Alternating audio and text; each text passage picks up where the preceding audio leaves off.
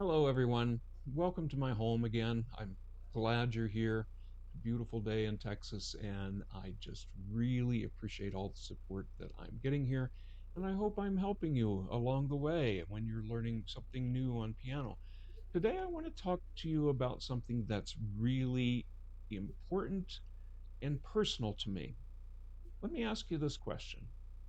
What's the hardest thing about practicing piano or any instrument or anything that you have to do that you know it needs practice? What's the hardest thing to do? The answer is to sit down and get started.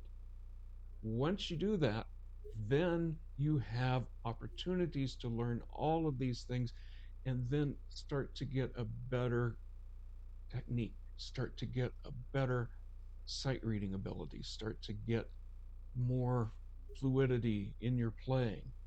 And this is what I teach, and this is how I approach my lessons, just like you're seeing me here now. I'm just coming from my home and my simple piano and all of that, offering this advice to you for right now. So what I want to do today is talk about my ADHD and over the years how that affected me. Now, if it weren't for music, my ADHD, who knows where I would have been with that, but I often cannot read a page of a book without having to go back and read it 4 or 5 times. Does that sound familiar? Um, when I'm playing a piece of music, I will really zone out and think about other things. And, it's just so frustrating. Somebody will tell me their name and in 3 seconds I'll forget it because I'm thinking about something else. Now, I know that's a common thing with many people, but with people with ADHD, it's really kind of, you know, it's a serious thing. So, and also ADHD affects relationships. It affects mood.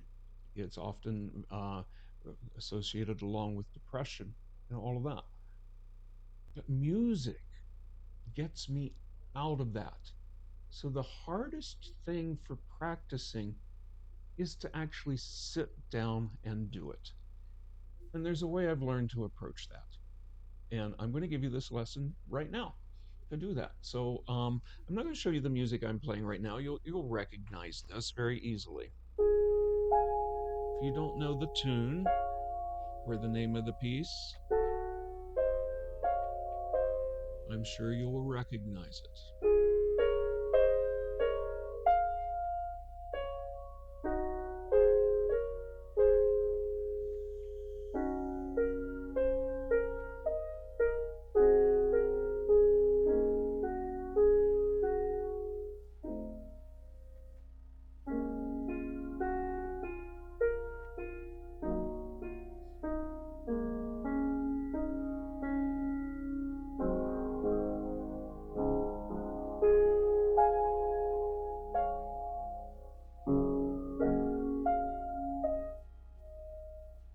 Claire de Lune by Claude Debussy.